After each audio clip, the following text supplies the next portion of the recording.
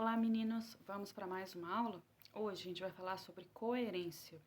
Esse assunto também está na apostila e lá também tem exercícios, então dê uma olhada. É um capítulo único onde a gente trata de coesão e coerência. Vamos entender um pouquinho o que significa isso dentro de um texto? Coerência textual é a relação lógica entre as ideias, pois essas devem se complementar e é o resultado da não contradição entre as partes do texto.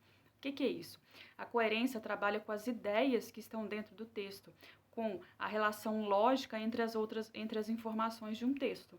Quando a gente lê um texto e fala que aquele texto é coerente, é porque aquele texto faz sentido. Quando a gente olha para a coerência textual, a gente olha para o texto como um todo. Olha esses exemplos. No verão passado, quando estivemos na capital do Ceará, Fortaleza, não pudemos aproveitar a praia, pois o frio era tanto que chegou a nevar.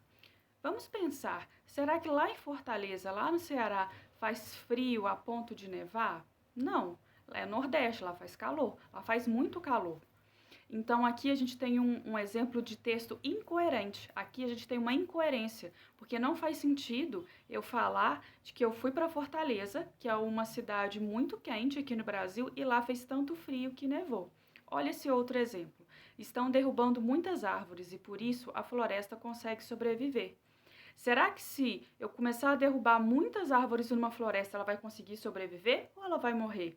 Aqui a gente tem um outro exemplo de incoerência, de texto incoerente. Por quê? Falar que muitas árvores estão sendo derrubadas e que por isso, por essa razão, a floresta consegue sobreviver, são ideias que não têm lógica, que não têm sentido. Então, toda vez que a gente trabalhar com a ideia de coerência no texto, a gente está falando que tudo aquilo, todas as informações que estão no texto, elas fazem sentido, elas têm lógica.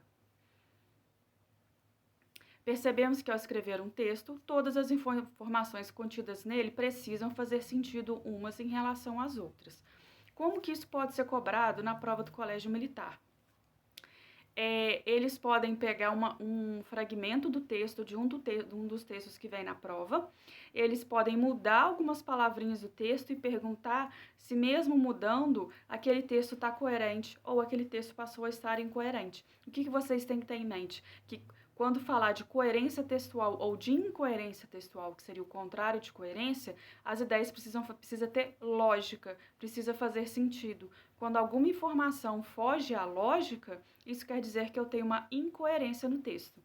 Não se esqueçam de ler essa teoria na apostila, de fazer os exercícios e fazer os exercícios aqui da plataforma, tá bom? Espero que todos vocês estejam bem e a gente se vê na próxima aula.